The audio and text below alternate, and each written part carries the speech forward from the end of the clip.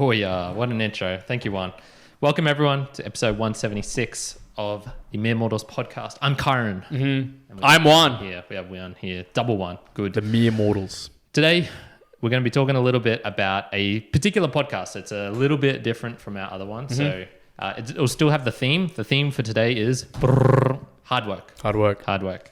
So, but it's going to be couched in, I suppose, the arena, the setting of having watched a particular video. So that video is, I should have actually written this down. Here, Lex Fridman podcast number 82 with Simon Sinek, who wrote this book, Start With Why. I've been reading and there's a couple been plenty. of his Yeah, there's been plenty. If you haven't, go have a look at the book reviews that Kyron's done on those books. Kind of get even a precursor of what I'm talking about. But yes. So why did I want to talk about this? Well, when I watched this one, it really struck me as like, damn, there's some wisdom in here. There's a couple of podcasts I've saved into a separate watch list on YouTube for, it's probably about 8 in, I guess, all of the podcasts I've watched. So I don't know what that percentage would be. Maybe like 1 in 100, something like that.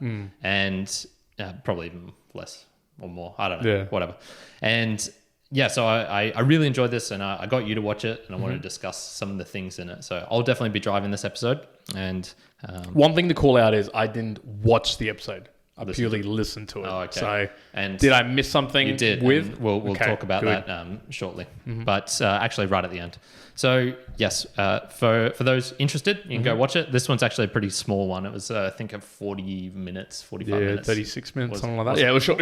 It was short. So, I'm going to talk about hard work today. So I thought, as usual, I'd start off with a little bit of a definition. Okay. So what is hard work? So a couple of things I've read was a great deal of effort or endurance. Some were listing it as sort of industrious or diligent. You're putting a lot of effort into something, and it has a feeling or a sense of not being pleasant as well while you're doing it. Okay. So you can be working, or it has a touch of not, la-di-da, I'm gonna just do this, even though it's hard. There's some effort is involved. It's like, there's a little bit of grit in it, something like that. Yeah. It's hard to define. Yeah, because you can say, oh man, I was really working hard at this. I was enjoying it, but so you don't. It's all very necessarily have qualitative, very subjective. Yeah.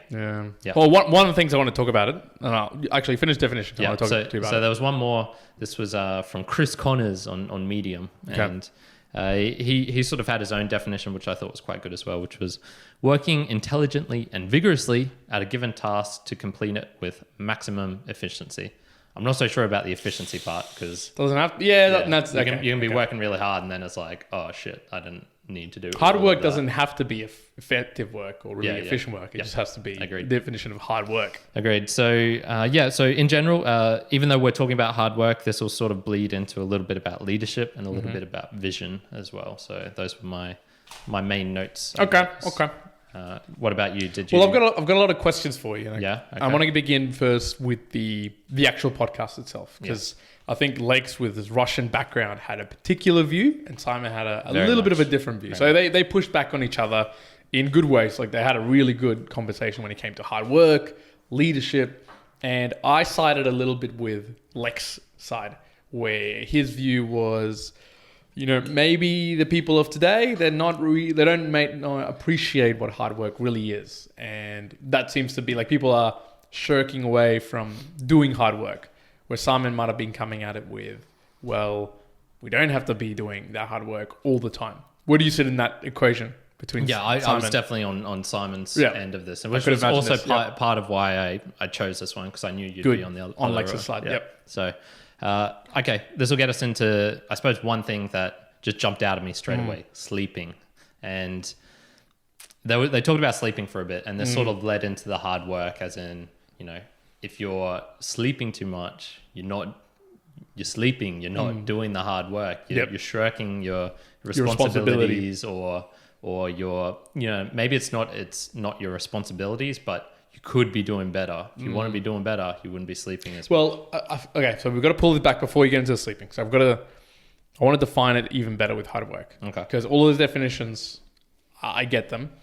but I felt like they didn't fit the bill on like quantitatively, like putting some numbers to it. Okay, yeah. That So could be for useful. me, so it goes hard work. I'm like, oh, you could start saying it's like efficient or it's effective, whatever it may be.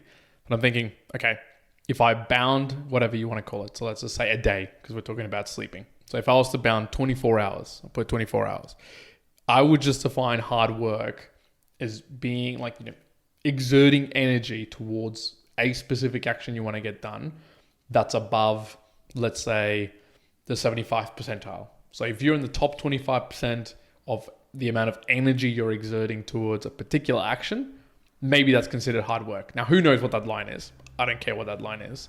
But that's what I was thinking about it more. So if it was like a bar graph, it's like, okay, well, if you're doing more work or more energy towards, I don't know, cleaning this globe than 75% of people, okay, then you're doing hard work. Now, you might not be effective at it.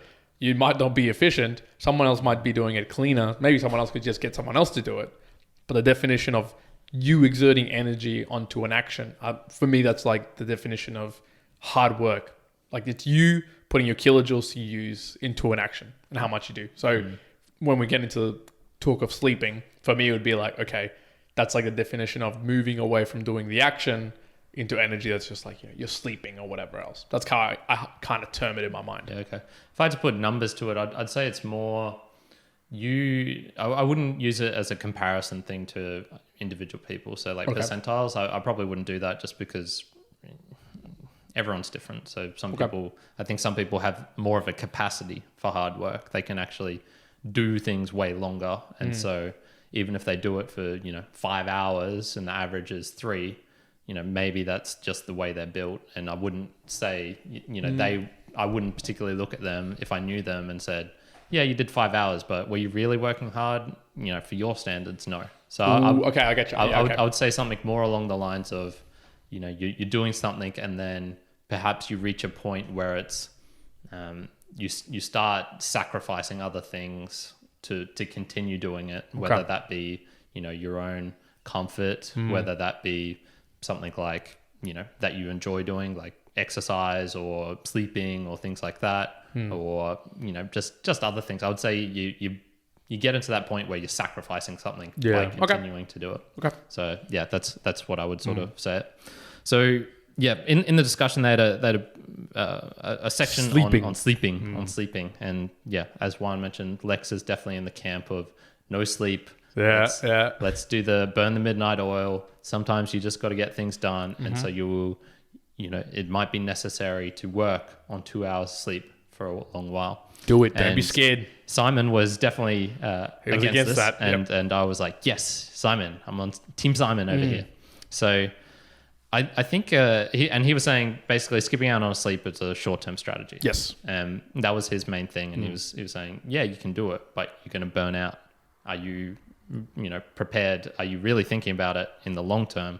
Because in the long term, you can't keep doing that. It's just not sustainable. I was sort of thinking, what are your thoughts on more consistent sleep rather than length? So we've talked plenty enough about length before, which is, I'm usually around the 8 hours. You would probably say in the 6-ish if you could get that consistently. But I'm consistent, and I would say you're not consistent. You're all over the shop. Yes. And I'm actually starting to think that maybe it's not the length that matters so much, but the consistency of getting 5 hours or 6 hours every night rather than getting 8 hours every night. What are your sort of thoughts on that? Yeah, when it comes, specifically with sleeping, I'm more and more getting into, as long as I'm getting the right deep sleep and REM sleep, I'm just like not even caring what the total sleep length is, because I think those are the important areas of sleep. Like if you sleep 9 hours, but 8.5 of them were light sleep, and you get like no deep sleep, it's basically like you haven't really slept properly, so you haven't recuperated properly. But I wouldn't be one to shy away from that Lex style view of, sure, you can have short-term strategies, short-term tactical wars when you have to for a particular purpose. But yes, over the long period, that is not going to suit you well. So I do agree with Simon in that area. I don't think Simon was pushing away from not doing it, but I don't know if he was a supporter. And that's why where I disagree with him, because I thought, well, sure, let's just take it you can look at it from the long perspective and the short perspective, the tactical, the strategic. But what happens if you've got something that's due tomorrow? Let's just say you've got a project, you've committed to it. It's one of the biggest things in your personal or company, whatever it may be, and you really want to get it done. Now, to get it done, you might have to only sleep 2 hours, and it's only finished by tomorrow. I think in that scenario, I would be inclined to say, put the hard work in and get it done. Sure, that might, after you deliver that, create a period where it's a little bit of negativity or a negative outcome, but you'll be able to recuperate from that after a week. I think the problem starts airing on the side of when you do that repeatedly over and over and over and over, and you can't recuperate to then be able to perform at whatever, even 90%, 80% of your best, then it's like, okay, that's bad. But I was just going to say, so I was going to give you some stats because we were talking about how wild I am. So my average for the last week has been 8 hours and 12 minutes of sleep. So it's a lot. But the week before that, the average was 7 hours and 21 minutes. Before that, it was 6 hours and 11 minutes. And even within that 6 hours and 11 minutes, I had some sleeps where it was 4 hours, and there was some which was 8.5 hours. And in this week, the 8 hours and 12, the last couple of days, it was 8.5 hours sleep, 9 hours and 46 minutes. Damn. But then there was also a 6 hours and 2 minutes. So yes, I'm all over the place. And I think it's less about the consistency for me, definitely. Okay, what about... I just appreciate the consistency of the getting the right deep sleep. Well, that's what I mean then. So whatever, who cares about the long length, total length, and consistency of REM, for example. Yep. And I would guess you're probably not going to find consistency of REM by being all over the shop with your it's weird with your time length. I don't know. Anecdotally, I find that length doesn't actually matter. So as long as it's not 4 hours. So what matters then? How do you get a good sleep? So from what I've been tracking, and I do want to do a full in-depth look of it because now I've got 2.5 months of data. As long as I'm sleeping in a cold room and I'm not too stressed out that night, and generally when I have magnesium, it does not matter the length of time I sleep. As long as it's, let's go be reasonable, above 6 hours. Between 6, if it's over 6 hours, even if I sleep longer, I'm still reaching all my required numbers. So a really clear example is on Mondays, normally, obviously there's an Easter holiday coming up, but normally on Mondays, I will only be able to get 6 hours max sleep. That's what I can get. But on that night, I can normally get, it's my own bed, it's cold generally, and I have magnesium. And even 6 hours of sleep, I get more deep sleep and more REM sleep consistently, every Monday, than in comparison being in a different bed without magnesium and sleeping longer. I can just tell I've actually recuperated more. Yeah. So, there's more specific to sleeping. Yeah. But I would just say for me to be able to do the hard work, I'm okay even to sacrifice some of that REM and deep sleep in favor of getting outcomes out. So I'll align it more to the hard work. I am prepared to, and I'll put some numbers, I'm prepared to give up 3 good nights sleep through the week to get the things done that I want to get done in favor of that better sleep. Yeah. But I wouldn't be prepared to do that consistently for a year, but I do it for a while. Yeah. Where would you sit in that equation? Well, first of all, the problem is you just acknowledge length doesn't matter, and yet you've talked about how many length of deep sleep and REM sleep. No. But you were saying let's not be silly and say less than 6 hours, but you've just said how many sleeps you have. And the reason I said let's not be silly with the length of 4 hours is because what I want to be achieving is 1 hour in deep sleep and 2 hours of REM sleep. So, or even more, to be honest. So if it gets below 3 hours, you're not even going to be able to do that, and you have to have some period of light sleeping before you get into those realms. Yeah, I'm sure there's some people out there who can get straight into deep/REM sleep, or both at the same time, but I can't. Yeah. So the point I'm making is you're still doing that. You're still getting close. That's true. A bunch of times. You talked about doing that hard work. That burst of hard work right in the moment. At 2 hours, you get the 2 hours sleep to do that. I would say no to that. I think my general philosophy would be no. You've fucked up already. You've made bad decisions to get yourself to that point. Now, whether that be your job is requiring that from you. I hear people saying that, Kyron, my job's requiring that from Yeah. Shut up. I don't care. That's your choice to be in that fucking job. That's true. I would say, and most of the times it's probably not that. Most of the times we're talking about uni students who've put off their thing to the last minute. We're talking about someone who did something on the weekend, got smashed, and then realized, oh shit, I was meant to have that report due. Whatever. So when is it acceptable to put in the hard work and lose almost all your sleep? Is there extremes where you'd be like, okay, I need to put the hard work? It's acceptable when it's so far out of your control that you couldn't possibly have seen it coming. Okay.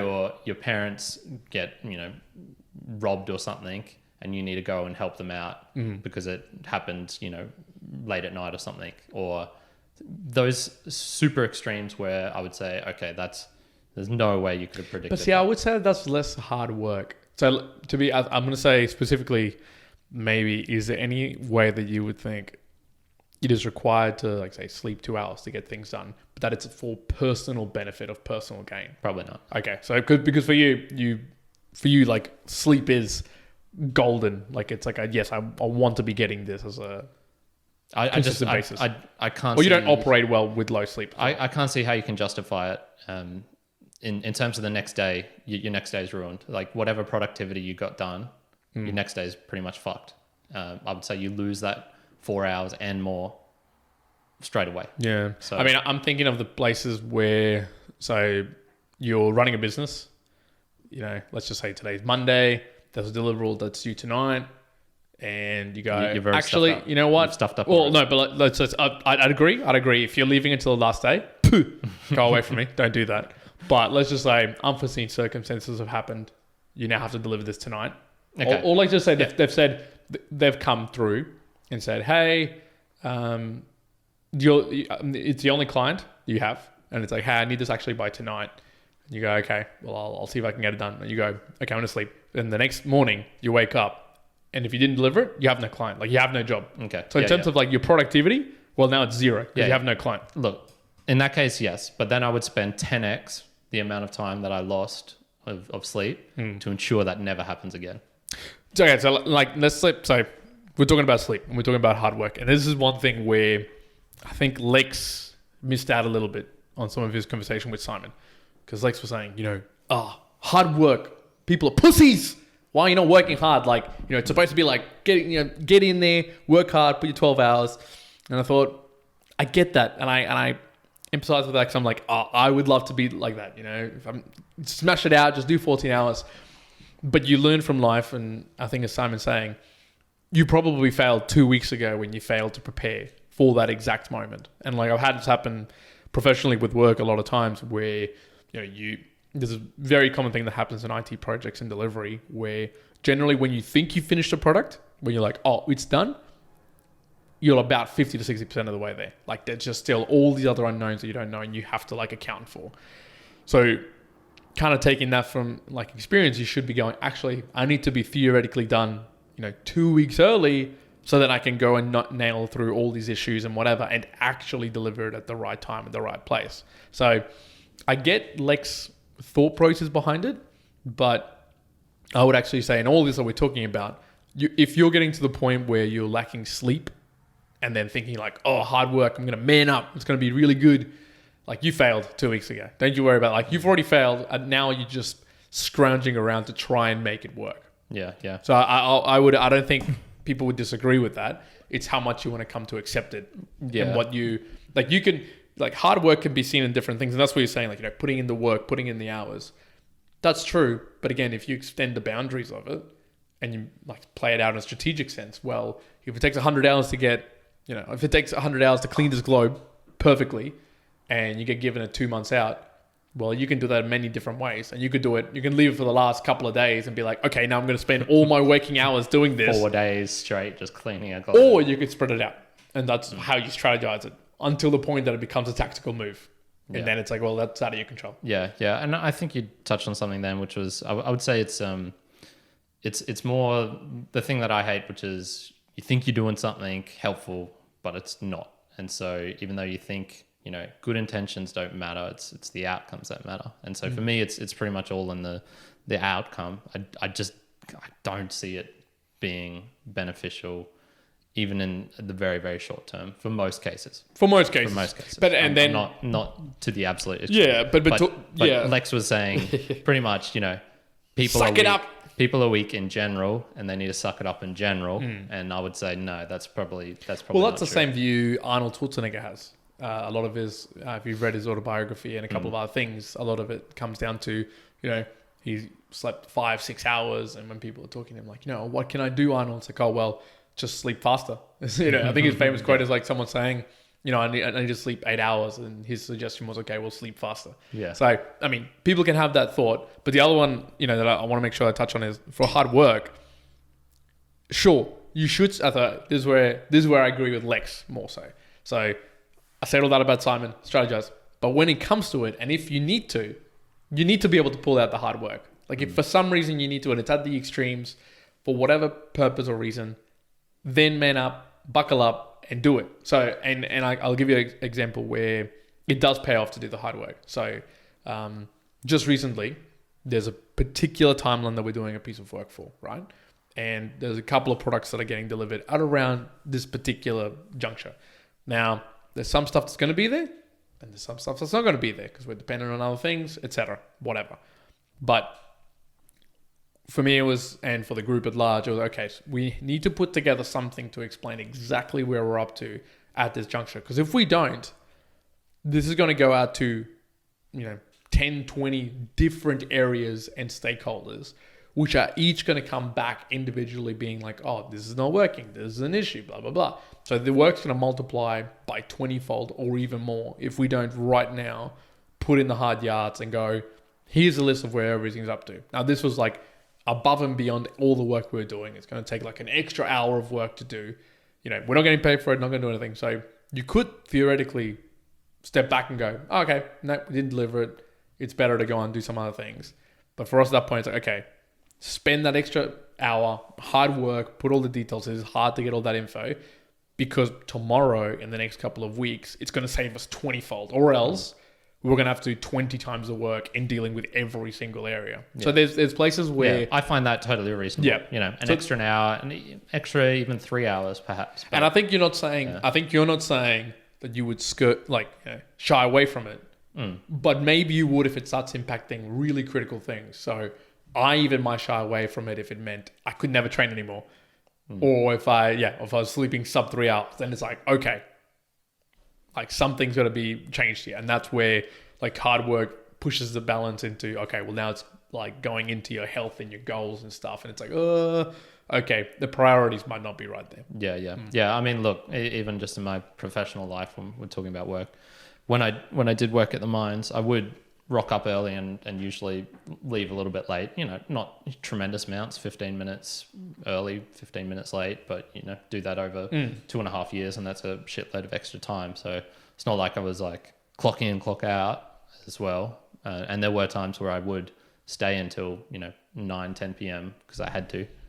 I know. For the people who clock in and clock out exactly on time, do not be in my team. Do not be in my team for that shit. I'm not up for that. I'm not up for just clocking. People clock watches. Man, I just can't do it. Yeah, I can't do that. That's not cool. That's not cool. Plus, if you're clock watching, I feel like you don't want to be at that workplace. And fair enough if it's just if you're just doing it for the money and whatnot, that's cool. But like you will have more motivation to just not be clock watching and just get curious about whatever the hell you're doing, even if it is flipping burgers. Like shit. Yeah. So I guess moving on from the hard work to another aspect which they talked about, which was putting on the pressure. So they were talking a little bit about how people perform and under what circumstances they perform best. So in particular, they were talking, about Steve Jobs and Elon Musk and how they are notoriously, you work hard, I'm going to push you as hard as I can. And if you're going to be here, you need to be here 100%. I'm not here. Clock watchers in Elon Musk and Tesla? No. So what are your thoughts on that? Does it work for you? Is this something that you would experiment with others? What do you think the general population works best under a lighter approach, and you've led people before, so you've had to experiment. I think in general, people of today do want to as a lighter approach.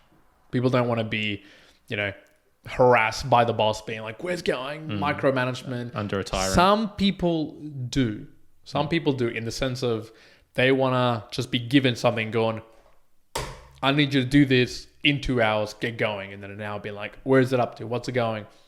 Some people get driven by that because they feel the pressure of being micromanaged and go, okay, well, this is making me do it, rather than, it forces them to not take a break, to not go and do something else because someone's breathing down their neck and they're like, oh, okay, well, I'm putting away my phone. I've got to get this done, right? They've got a reason to do it. But a lot of people want the freedom to be able to just do the work, essentially tell them why it is that we're doing something and then just go on your own and do it. But they were talking about Elon Musk and talking about Steve Jobs and co. The one thing about them that's dangerous to think about is, again, are they successful because of the fact that they're so crazy like that, or in spite of that? Despite of it. So I would definitely say that it's in spite of the fact that they were very brutal, or they are brutal in terms of how they work and also have people in their companies work. Yeah. But also say like with Elon, right? So Elon Musk himself works like ridiculous, crazy hours. Like if you're going to say hard work, Elon Musk a hard worker. God damn. Like I'd be hard pressed to find other people who are harder workers. So when you do that as a leader, or at least leading people or a group of people, you're at least setting either a standard or an expectation. So, someone below Elon can't be like, oh, why would I have to work 42 hours? And then it could be easy enough to be like, well, your boss is absolutely like strapping in and doing even more hours and working really, really hard to get this done, or making sure that he's, being as effective or as efficient as possible, whatever. So there's at least that expectation or standard that you're setting. So that can play out all right. But I wouldn't want to be involved in some of those companies where it's like super extreme workload. Yeah. So have you heard of what's been happening recently in the investment banking scene? So I know you really keep up to the news. I haven't missed out on. No. Okay, you missed out on it. So I'll summarize it for you. So basically, a couple of weeks ago, everyone's been crying out in the investment banking scene, especially in the Goldman Sachs. They're like, we're working too hard. What do? They put together a presentation, a deck, what it's called, to the management, to the executives, to say, hey, we're working 110-hour weeks. It's a little bit much. We're really, really get painful. I think that's reasonable. Reasonable. So they've come out and say it, like global CEO has come out to say, hey, I kind of agree with you. We'll think about you guys not working Saturdays. And then they've given them a $20,000 bonus as like a lifestyle bonus. Some of them they're offering like new toys, like an Apple Watch and a couple of other things, but they're still working like 100-hour weeks, right? They're like, I would just never want to do that. Like I'd never want to be in such a job, doing 100-hour weeks for whatever pay or under. It would have to be, like for me, it would have to be such a specific person or a vision of what you're working for that might get me there. Like if I was in a startup, like if I was with Elon Musk back in the day when it was like 10 people or something, and I truly believed in SpaceX or Tesla, then you could see yourself doing it, perhaps. But otherwise, if you're not incredibly passionate and ready to devote that, stuff that shit. No way. Like there's no way you do that. Yeah. Well, I think even Simon said in the podcast that, people working at Amazon, working at these places, they don't last long. You just can't stay in there for that period of time doing 110 hours work weeks. You're going to burn out. You burn out. You definitely do. But here's actually a point I took out from the conversation that I wanted to reflect on was, okay, so there's the work-life balance sort of conversation, right? And I think the more you clearly define that line between work and life, whatever you call life and whatever you call work, and if that work part isn't really blending into your life, and then you consider that like really hard work, then you're going to burn out so incredibly quick. It's not funny. Like if you're doing, I don't know, like you're working at McDonald's 100-hour weeks, like that is going to get old really quick, especially if you're not passionate about it, if it doesn't blend into life. Man, like I couldn't think of anything worse. Just for sure. Horrific. But that's when I made that conversation, that point about like working in a startup or something that you're really passionate. I think the work-life balance line starts to blur or even falls down, like you might end up becoming like that is your whole entire life, your whole passion. If so be it, like all falls to you. But maybe, you decide that for you can work a little bit in the morning, then be with your family, then work really hard, middle of the day, back with your family, and then you do more work at night, like late at night. That, you might do something slightly different, but you start to blend it and you enjoy. Like it's not a task for you to do it. And then you might be doing more hours, let's say 70 hours in comparison to 40 hours, but you're not defining it as hard work because you're finding it enjoyable and you're passionate against it. So that to me is like, okay, well, the definition of or understanding what your work-life balance means to you in a particular job that you're in or action that you're taking can really define what you understand to mean hard work.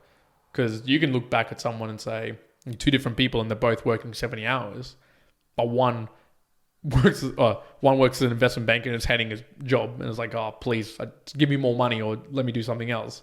And there's another one running a startup and then he's loving it and he's loving the interactions and the stuff that he's doing and going out to networking events and stuff like that and maybe making less money, but they don't even find it like hard work. They just think like, oh, this is what it is. Like, I love this. So I think there can be a good differentiation between that. Yeah, there's definitely, I think there's that blending point that that's really true.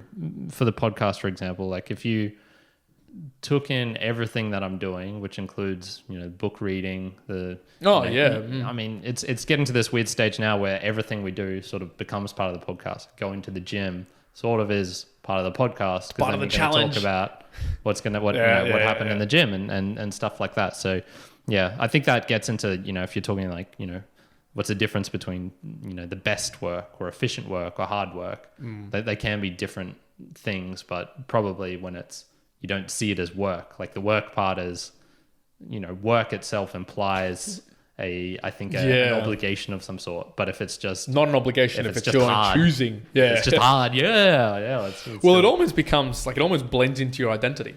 Like if someone went to Elon Musk, like you could specify Elon Musk has a job.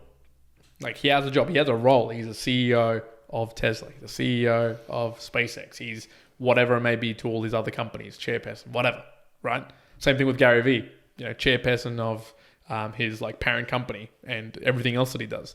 Now, I'm sure you could define it as a job, but hell, to them, there's no way. Like for them, it's almost like their identity. Like it is who Gary Vee is. It is who Elon Musk is. They're just that type of human who does all these things and interacts with their family in whatever way that they do.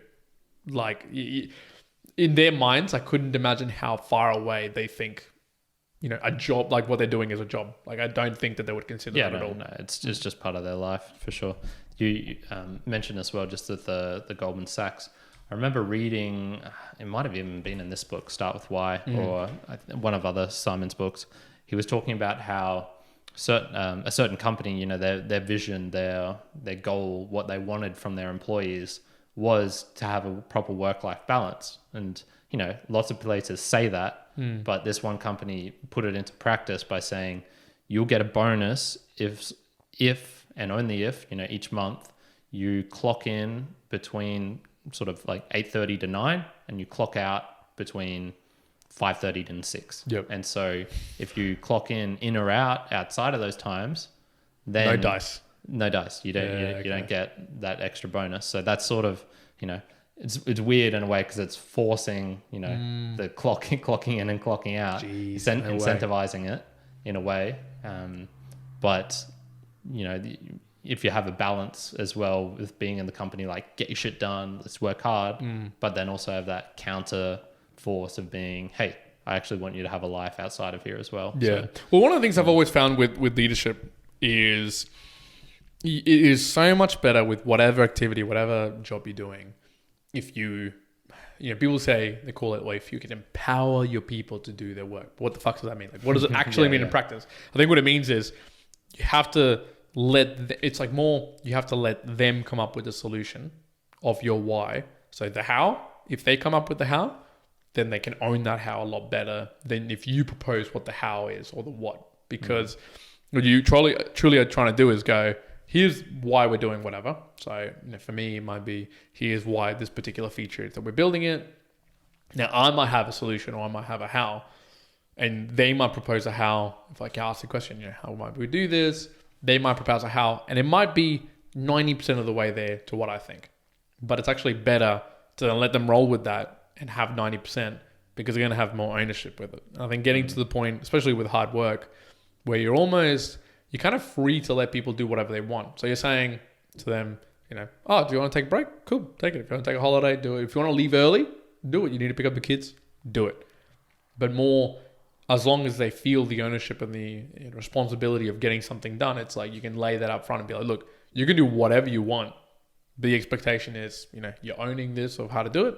You get it delivered by a particular date. If you can do that, I don't care how you do it. Like, I don't care if you take a whole 2 days off and don't come to work or whatever. Cool. If you can get it done, you can get it done, and you choose how you choose to do that. And then obviously try to get people to, put some frameworks in place so that it's not just the wild, wild west and everyone's leaving until the end and no one delivers anything, because then at the end, you're accountable for it. So it's still going to be ultimately your responsibility and accountability. So putting some frameworks in place or some structures to have check-in points or retrospecting on where you're up to, that's good. But putting that ownership a little bit back onto the people who work for you or even up the chain just helps out in getting them to do the work and wanting to do the work. Yeah. One thing we didn't talk about was hard work just on a sort of more societal scale. And and that's probably why I was probably more in Simon's corner. I think probably having a little bit less emphasis on it in terms of just general versus Lex, which is... I would say Simon's probably more in the middle. He's not advocating being a lazy shit. No. And, sort of welfare system, just give me what's fair, what's just, what's not really, I haven't really earned it, but I deserve it sort of thing. But Lex is definitely like, get going. And I would say, just in general, if you have a culture which probably has some sort of binging, I would say Australians have a bit of a binge culture. That's usually letting off steam because they are working hard sort of in the interim periods. If I had to guess, I'm not so sure about that, but, and I would say, Americans, I think just in general have this sort of hard work culture. Greece, I'm not so sure about that. What I've heard about Greek people, I think you might be a bit lazy people, but... Well, that's like what you call... Well, you went to Greece. What do you feel? What was your feel? I didn't mean enough. It was very relaxed. It's very relaxed. Kind of like the island times. Lazy shit. It's the... When you go to Fiji or you go to Papua New Guinea, it's like, they have island times. Everyone's a little bit slower. Everything's at, their own pace. Yeah. So I think what you'd expect of what hard work is, which is like maybe frantically working or something, or getting something done really, really hard or doing it quickly. Maybe that doesn't happen in that definition that we see. Yeah. No, I just wanted to insult Greek people. Anyway, do you know how many islands Greece has? I have no idea, man. 6,000. 6,000. You know who's got more? Indonesia. 160,000. You know who's got even more though? Wait. Let me. You won't ever guess this. It's really weird. Give me a chance. Maybe like China or something, because they own like a huge portion of sea and all sorts of islands. Sweden. Okay. Sweden, 260,000 islands. Okay.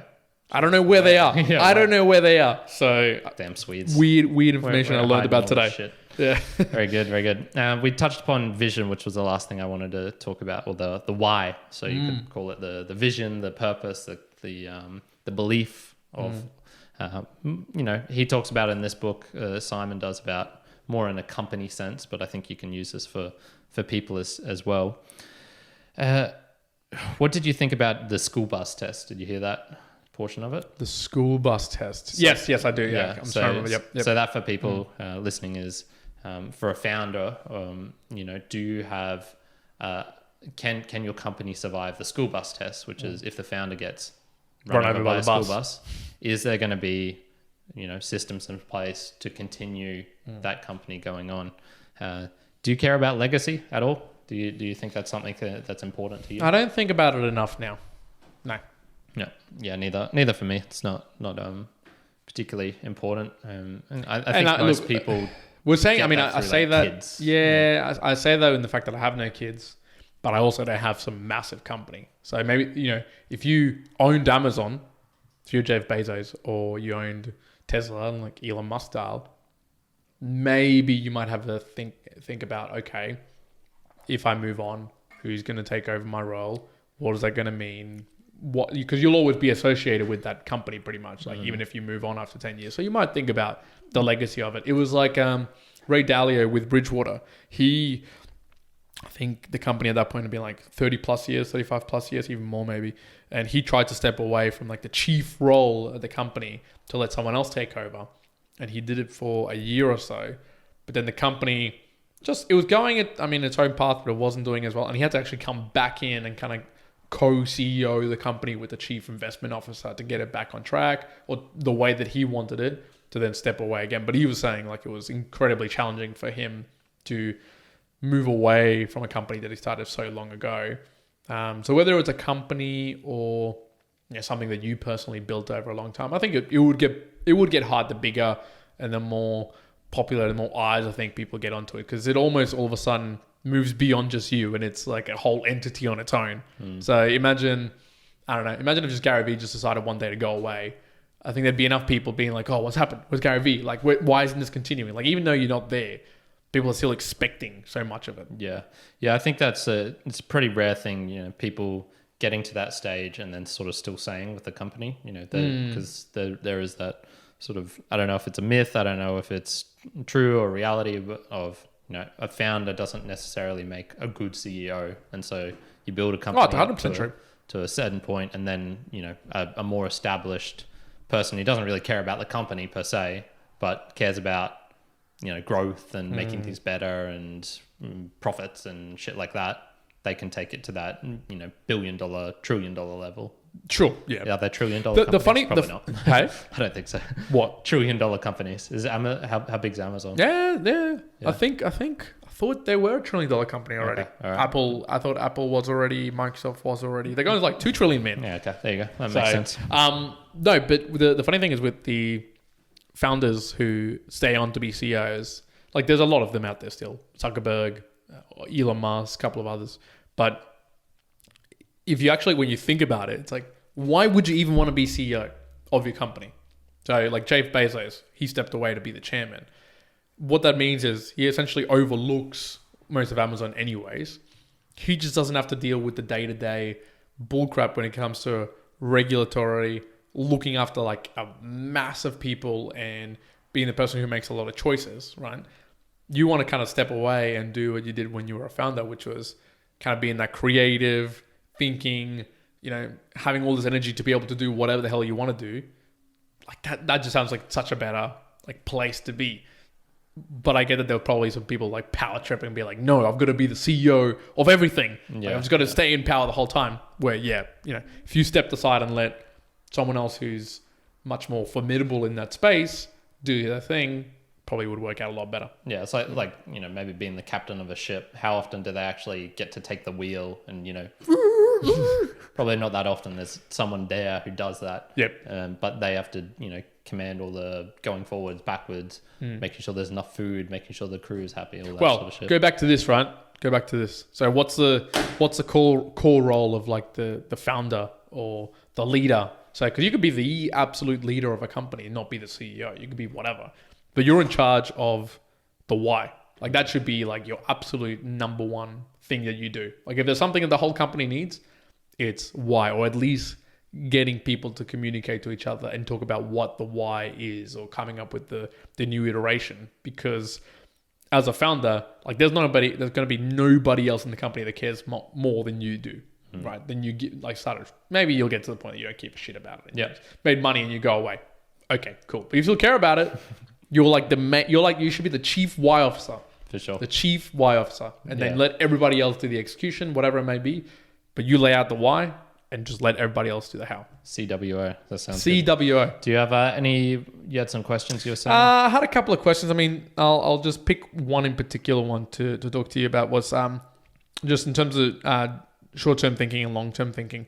Do you have examples where you do any short-term thinking at all? Like any tactical stuff? Because you would be a more long-term thinker in a lot of things in the Simon way that he talks about it. But is there anything where you sometimes go, no, this is my short-term gain, or a particular area where you sometimes sacrifice long-term for short-term? Yeah, no, not really. I mean, especially sacrificing long-term for short-term. doesn't generally happen. No, and I think if I do that, I'm doing something wrong. Something wrong. Usually, yeah. Well, maybe that's a good sign for people, right? When you see yourself exchanging too many times a tactical change for the strategic long-term view, it's probably a good sign that something's going wrong. Yeah. Something somewhere you're not prioritizing properly. You got too much things in your plate. Like something's happening where you're deviating from what you should be doing. Yeah. I mean, like I always just go back to like, we'll just take the podcast for example, because that's what I spend a lot of time doing. When we had, one of our book reviews back in the early days was doing well, and you sort of suggested, oh, maybe you should like do a revamped version of that. I just went, nah, like that seems to me like chasing after views or whatnot. And if there's a certain level of that, which is okay, but for me to do like a revamped book review, that like just doesn't interest me. There's no benefit for me. So yeah, things like that I think usually I'm on top of, but I'm sure I'm doing something silly, which I'll look back and and go, oh man, that was short-term thinking. Yeah, definitely didn't need to do that.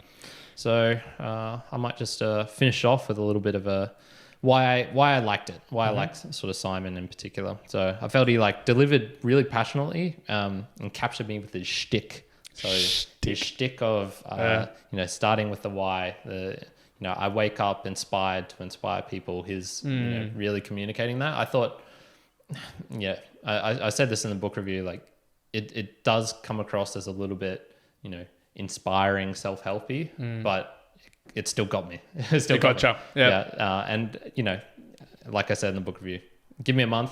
I found a really good book. And I thought just his personality as well was really cool. But yeah, give me a while to make sure. There was two things just if you're actually watching it, which I'm not sure you saw. Not. So I'll get you to watch this as well because it's pretty interesting. So from 1330 in the video to 1820. This is on YouTube. I'm not sure if it's different on the audio platforms, in terms of length. Okay.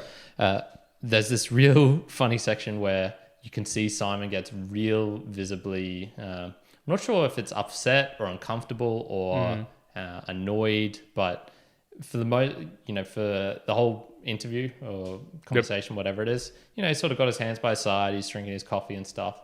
And then just this particular section, you just see him go clam up, and then the conversation between them gets very, I would say, uncomfortable as well. There's a little bit of bite, and there's a couple of things where I enjoyed that bit. I enjoyed that uncomfortableness. It was good, a good pushback on one another. Yeah, was it that section though? Like we'd have to actually go and find out because it was really funny, and I couldn't really point to exactly what it was, but I did just notice Lex was doing some things when he was pushing back. He wasn't pushing back in I would say a fair manner. He would say, some people would say that XXXXX when it was really, you could tell it was pretty much his opinion, but he was just going, this is what I say. Some people would say, working hard is good and that sacrificing the sleep and then make this point. Yeah. And I just thought, oh man, you should have just said, like, I would say that, push back and not just use some people. Use make yourself it specific, as the example. So I found that that kind of just an interesting section if you're actually going to go and watch it. There's there you go, visible body language and the tone. And there's a couple of things in it where there's a couple of things you miss when you don't watch a podcast. When you listen to it, it's a little bit different to watching it. It's kind of like if you nowadays, like if you listen to a Joe Rogan podcast, there's enough times where he's like, oh, check the TV, look at this. You kind of like have to be watching it to get the full effect of it. He was really he did that a lot, especially back in the days when you could play other people's YouTube videos. He was doing that all the time. Okay. All right, so let's get into the mere mortal moments. I'm gonna just steal one from my man Simon. Passion is an output, not an input. So he was talking about how people who... No, you didn't.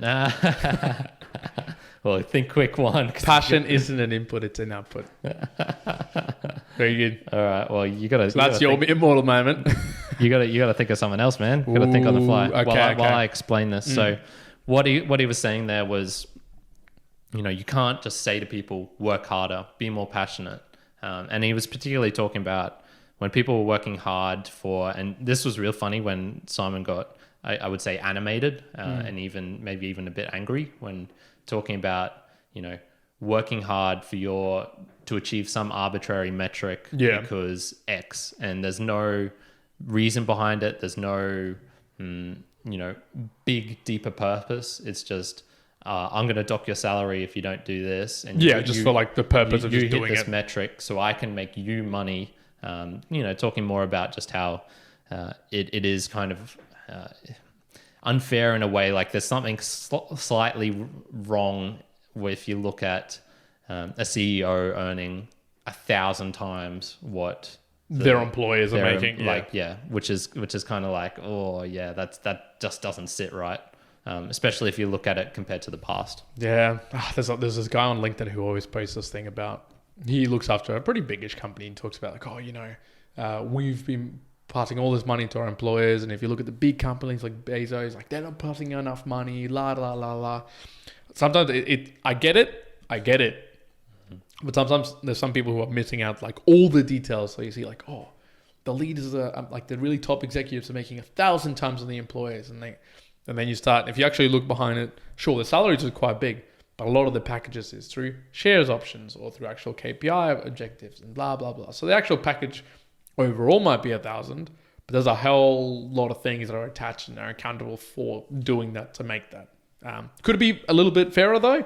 Absolutely. Absolutely. Yeah. I'm sure Jeff or Elon don't have to be making billions of dollars yearly to live. Like we probably don't.